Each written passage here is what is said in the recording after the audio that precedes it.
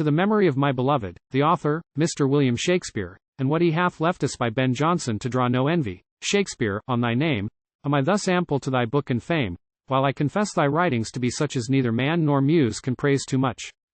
'Tis true, and all men suffrage. But these ways were not the paths I meant unto thy praise, for silliest.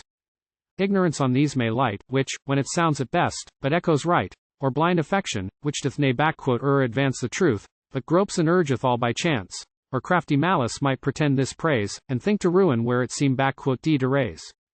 These are as some infamous bawd or whore should praise a matron. What could hurt her more? But thou art proof against them, and, indeed, above the ill fortune of them, or the need. I, therefore, will begin.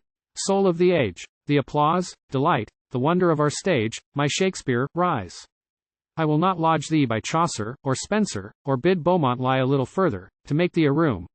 Thou art a monument without a tomb, and art alive still, while thy book doth live, and we have wits to read, and praise to give. That I not mix thee so, my brain excuses. I mean, with great but disproportion Muses. For, if I thought my judgment were of years, I should commit thee, surely, with thy peers. And tell how far thou didst our Lely outshine, or sporting kid, or Marlowe s mighty line. And though thou hadst small Latin and less Greek, from thence, to honor thee, I would not seek for names, but call forth thun ring Aeschylus, Euripides, and Sophocles to us, Pacuvius, Accius, him of Cordova dead to life again, to hear thy buskin tread and shake a stage, or when thy socks were on, leave thee alone, for the comparison of all that insolent Greece or haughty Rome sent forth, or since did from their ashes come. Triumph, my Britain, thou hast one to show to whom all scenes of Europe homage owe. He was not of an age, but for all time. And all the Muses still were in their prime, when, like Apollo, he came forth to warm our ears, or, like Mercury, to charm. Nature herself was proud of his designs, and joy to wear he dressing of his lines, which were so richly spun, and woven so fit as, since she will vouchsafe no other wit. The merry Greek, tart Aristophanes, neat Terence, witty Plautus, now not please, but antiquated and deserted lie, as they were not of nature family.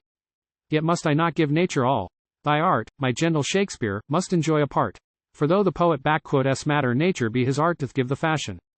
And that he who casts to write a living line, must sweat, such a thine are, and strike the second heat upon the Muses' anvil, turn the same, and himself with it, that he thinks to frame, or for the laurel he may gain a scorn. For a good poet made as well as born, and such wert thou. Look how the father face lives in his issue. Even so, the race of Shakespeare mind and manners brightly shines in his well turned and true, filed lines, in each of which he seems to shake a lance as brandish at the eyes of ignorance. Sweet swan of Avon, what a sight it were to see thee in our water yet appear, and make those flights upon the banks of Thames that so did take Eliza, and our James. But stay, I see thee in the hemisphere advance and made a constellation there. Shine forth, thou star of poets, and with rage or influence, chide, or cheer the drooping stage, which since thy flight from hence hath mourned like night, and despair's day, but for thy volume light.